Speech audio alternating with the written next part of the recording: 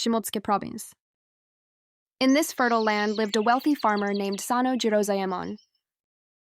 His family was prosperous, well known as charcoal merchants, and held the status of a shoya, the village headman. A shoya was, in modern terms, much like the head of a village office, a leader who gathered the villagers' opinions and presented them to the domain authorities. Though blessed with wealth and comfort, Jirozaemon felt a quiet sense of dissatisfaction in his peaceful rural life. He wanted for nothing in money, yet something within him remained unfulfilled. Perhaps it was to fill that emptiness in his heart that he set out for Edo.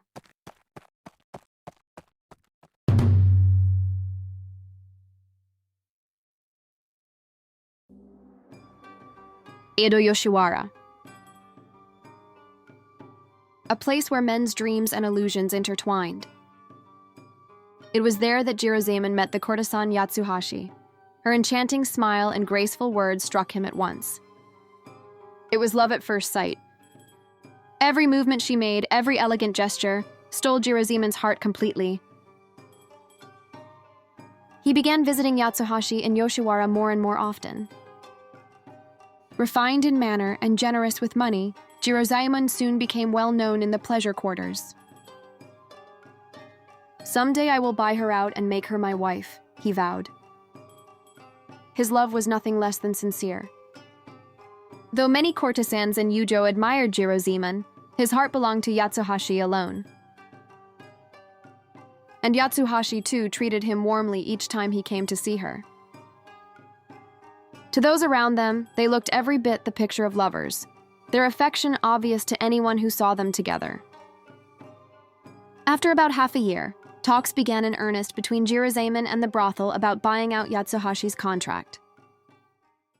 The miuke, redemption, meant paying off a courtesan's debts and ransom to free her from the brothel and take her as one's wife or concubine. Most of these women had been sold into the pleasure quarters and burdened with advance loans and crushing interest, working as courtesans to repay the debt. By paying the brothel owner, a man could grant the woman her freedom and bring her into his household. But the cost was enormous, far beyond the means of most men. Because women working in Yoshiwara were not allowed to leave until their contracts expired, being redeemed was their greatest hope, their only escape from the bitter world. Those who were never redeemed grew old and unwanted, and many died alone. Some who succumbed to illness or venereal disease had their bodies discarded like refuse at nearby temples. This tower is a memorial dedicated to the women it honors, and their remains are enshrined within it. Incidentally, Yoshiwara is still known today as a red light district. Even now, women who work in this area and have no family or relatives to rely on are laid to rest here.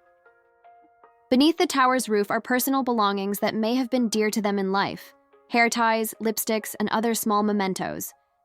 If you'd like to learn more, please watch the related video linked below. One evening during a banquet, Jirozaemon, having made up his mind to redeem Yatsuhashi from the pleasure quarters, expected it to be a joyous occasion. He brought along the villagers to celebrate, intending to treat them to food and drink in gratitude for their hard work. Jirozaemon straightened his posture and said, "I wish to redeem you from the brothel and make you my wife." It was a proposal. Before the gathered villagers, courtesans, and guests of Yoshiwara, Yatsuhashi spoke quietly. "I never wished to be bought out of here.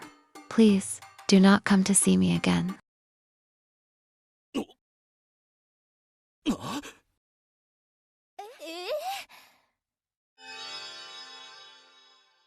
The room fell silent. Her fellow courtesans giggled softly. The villagers averted their eyes and looked down. Jirozaemon stood frozen in place. An awkward, unbearable tension filled the air. His face burned like fire, and he felt as if the ground were collapsing beneath his feet. "So the man who returns home rejected, that must be me."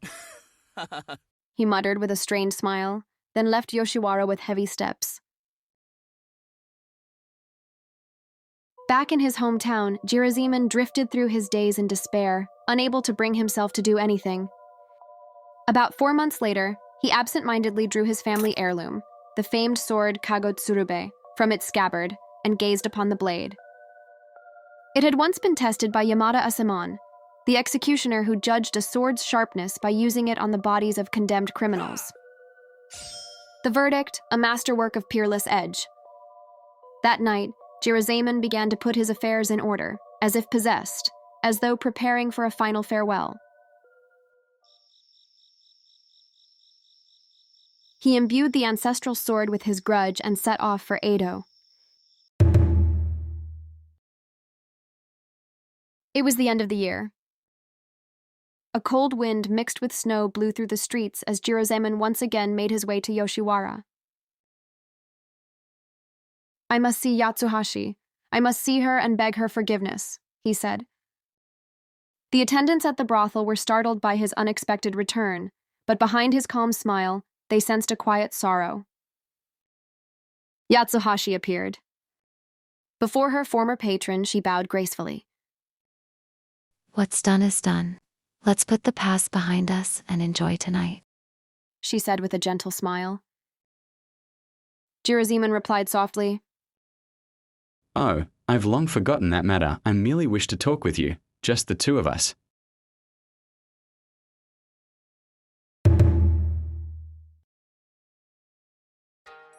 Everyone quietly left the room. In the candle-lit chamber, the two sat alone. The wavering light reflected in Jirozaemon's eyes, and something within him changed. He poured a cup of sake. This will be our final drink together. Please, have some, he said. In that instant, Yatsuhashi understood everything. She turned her back, trying to flee. A blinding flash. The famed sword Kagotsurube was drawn, and Yatsuhashi's scream tore through the night. Amid the haze of blood, Jirozaemon held the blade up to the candlelight and murmured dreamily, Ah, the Kagotsurube truly cuts beautifully. Then, as people rushed in, servants, passers-by, anyone who entered his sight, Jirozaemon struck them all down.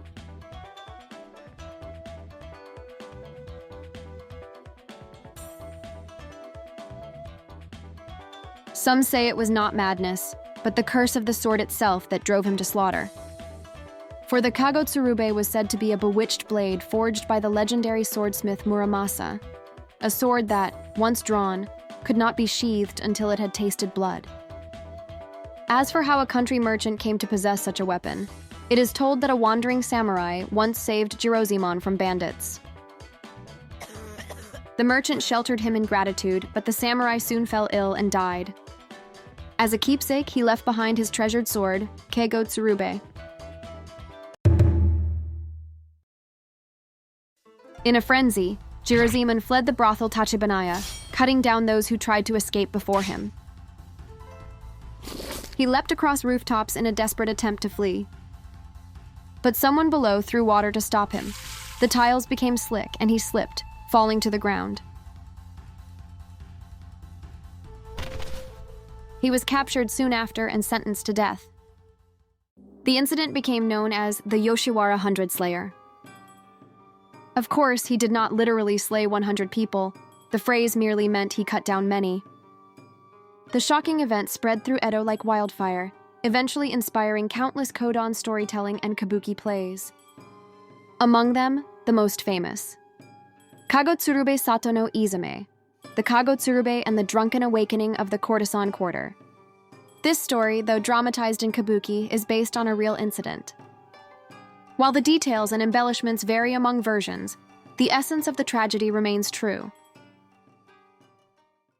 Ah, the Kagotsurube truly cuts beautifully. Japan B is a channel that randomly shares information about lesser-known aspects of Japanese culture, spanning across various genres.